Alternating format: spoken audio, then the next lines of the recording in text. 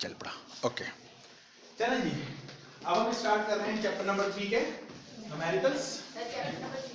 Chapter 3 yes, this is chapter 3। लाइए ना, एक बुक मुझे दे दें, आज मैं ही पढ़ूंगा और मैं ही करूंगा, ठीक है। पेज नंबर आपको पता है 94 पर हम पहुंच चुके थे। सो दिस इज पेज 94 और हमने 8 तक न्यूमेरिकल कर लिए थे और हम आज न्यूमेरिकल नंबर 9 से शुरू कर रहे हैं, राइट। तो आप लोग मेरे साथ हैं? So let's start. यहां देखते रहें, फिर आपको मैं लिखने का टाइम दूंगा, आप लिख लीजिएगा सारे। ओके ओके, न्यूमेरिकल नंबर 9 में साहब हमसे ये कह रहे हैं कि दो बॉडीज हैं A and B are attached to the end of the string. एक तार के से उनको बांध दिया, दो बॉडीज को ए और बी को, व्हिच पासेस ओवर पुली, पुली से गुजार दिया, so that the two bodies hang vertically. तो ये कौन सा केस बन गया? केस 1 बन गया, जिसमें हमने क्या पढ़ा था, एक पुली बनाई थी और उस पुली पर से हमने एक वायर गुजार के, स्ट्रिंग गुजार के दो बॉडीज को ए और बी को हमने क्या कर दिया था, हैंग कर दिया था। तो बिल्कुल वैसी बात है, ठीक है। If the mass of the body A is 4.8, body A जिसके मास को हमने m1 कहा था, वो कह रहा है ये कितना है, 4.8 kg, राइट। और वो कह रहा है find the mass of the body B, body B का मास जिसको हमने क्या कहा था, m2, वो कह रहा है उसको मालूम कीजिए, which moves down। ये खास बात है, बॉडी बी जिसका मास मालूम करने कहां जा रहा है, नीचे। तो फिर बॉडी ए कहां जा रही होगी, ऊपर। तो इसको थोड़ा छोटा करके बना लो, बाद को ये एतराज हो जाता है कि सर ये तो बड़ी बॉडी लग रही है और ये कहां जा रही है, ऊपर जा रही है। ये कैसे हो रहा है, हमें इससे मतलब नहीं है, ठीक है। बस उसने बताया हुआ है कि ए ऊपर जा रहा है और बी कहां आ रहा है, नीचे आ रहा है हमारे पास। which moves down with an acceleration of 0.2 meter per second square, और जिस एक्सेलरेशन से नीचे आ रहा है वो है 0.2 meter per second square. The value of the g, हमें g की वैल्यू मालूम है, लेकिन उससे भी लिखिए 9.8 metre per second square. Solution. अब देखिए एक बात जरा समझ लीजिएगा, और वो बात ये है कि जब मैंने आपको थ्योरी पढ़ाई थी तो मैं इसको ब्लू कलर से बना देता हूं ताकि आपको नजर आए। हमारी थ्योरी में ए बॉडी कहां जा रही थी, नीचे, और बी बॉडी कहां जा रही थी, ऊपर जा रही थी। तो मैं ब्लू से लिखूंगा इक्वेशन को। मेरी इक्वेशन थी m1 minus m2 upon m1 plus m2 into g। ये एक्सेलरेशन की इक्वेशन थी, आप चाहे तो देख सकते हैं, ठीक है। इस इक्वेशन को जो मैंने ब्लू से लिखा और यहाँ ब्लू वाले मैंने एरो बनाया, इससे मैं आपको ये बात समझाना चाह रहा हूँ कि जो बॉडी ए थी वो नीचे आ रही थी तो उसका मास पहले लिखा हुआ था, बॉडी बी जो कि ऊपर जा रही थी उसका मास हमने बाद में लिखा हुआ था। क्या ख्याल है? तो आज मेरी कंडीशन के मुताबिक जो इक्वेशन है वो मुझे ऐसे लिखनी चाहिए। मेरी कौन सी बॉडी आज नीचे जा रही है, तो जो बॉडी नीचे जा रही है उसका मास पहले लिखना है, तो मुझे लिखना चाहिए m2 minus m1 upon m2 plus m1 और साथ में लिख दिया g। क्या इस इक्वेशन से ये इक्वेशन जो मैंने बनाई है इसकी वजह समझ में आ गई? Yes sir.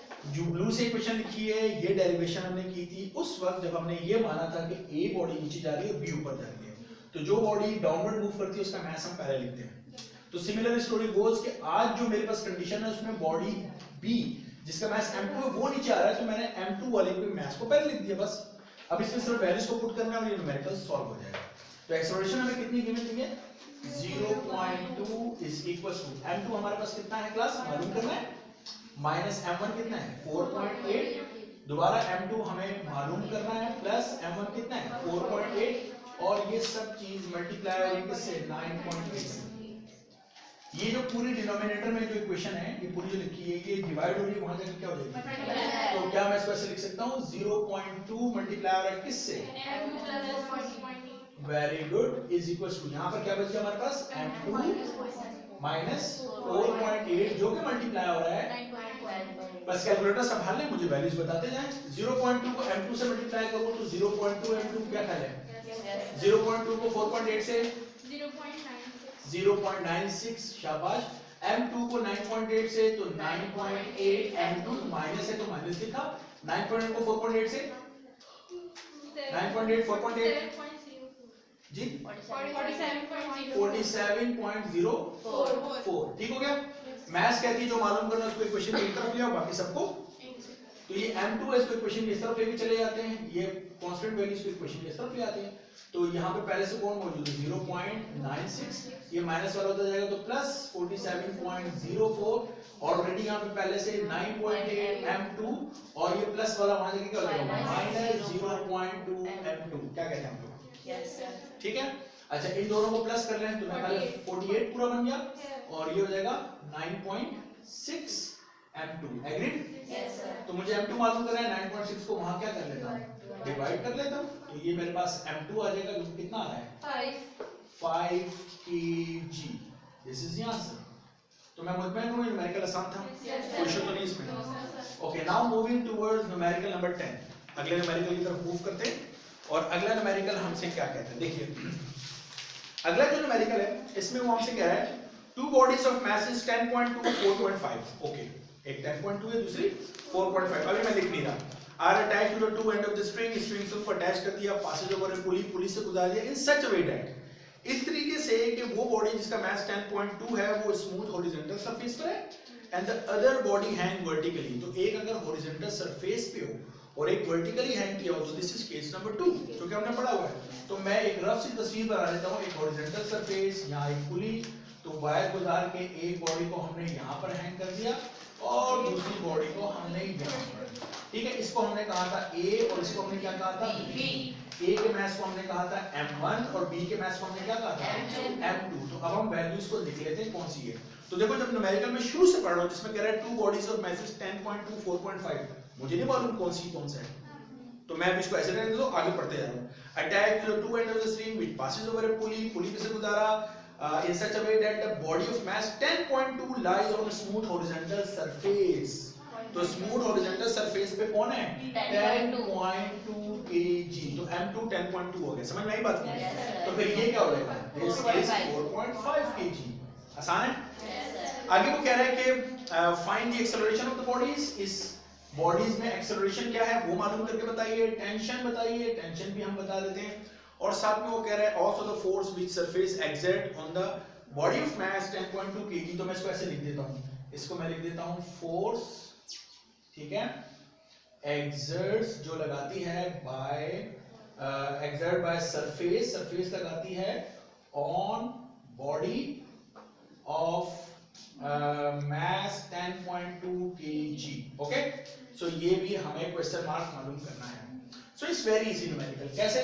अगर हमें ये केस याद है तो हमने A की इक्वेशन याद की जो कि क्या है हमारे पास, इसको याद है क्या है m1 upon m1 plus m2 into g। Agreed? Yes sir. तो बस अब इसमें वैल्यू से पुट करना है, मेरा ख्याल है वो क्या रह गया m1 की वैल्यू कितनी आपके पास 4.5, एक बार फिर 4.5 प्लस 10.2 और g की वैल्यू कितनी है 9.8। तो 9.8 को 4.5 से मल्टीप्लाई करना है, इन दोनों को डिनोमिनेटर प्लस करना है, फिर जो भी जवाब है उसको आपस में क्या करना है डिवाइड। तो मेरा ख्याल है मैं इतना कॉन्फिडेंट हूं कि तुम लोग ये कर सकते हो।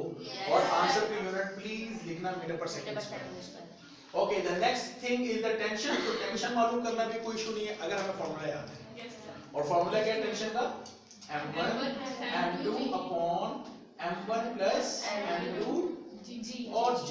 तो इस चीज के लिए भी आप देखिए सारी वैल्यूज हमें पता है, m1 कितनी है 4.5 मल्टीप्लाई बाय m2 10.2 और g मल्टीप्लाई हो रहा है ना, यहीं पे लगे हाथों 9.8 लिख दिया, फिर m1 4.5 m2 10.2। तो आई बिलीव सो कि ये भी आप कर सकते हैं।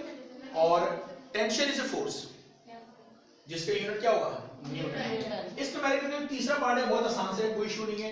अगर आपको याद हो जब हम थ्योरी पढ़ रहे थे तो हमने कहा था कि जब भी, बल्कि अभी भी अगर मैं आपसे कहूं कि अगर मैं इस तरह इस फर्श पे खड़ा हूं तो मैं कहां फोर्स लगा रहा हूं डाउनवर्ड लगा रहा हूं, मैं किस पे फोर्स लगा रहा हूं फर्श पे, और फर्श किस पे फोर्स लगा रहा हूं मुझ पे। तो फर्श एक सरफेस है, तो सरफेस मुझ पे जो फोर्स लगा रहा है वो क्या होगा हमेशा r कहलाएगा ना। तो बेसिकली फाइंड द फोर्स हमें मालूम करनी है जो सरफेस लगा रहा है, तो ये बेसिकली क्या मालूम करना था हमें r। तो r मालूम करना कोई इशू नहीं है बिकॉज़ वी नो कि r और वेट दोनों आपस में क्या होते हैं।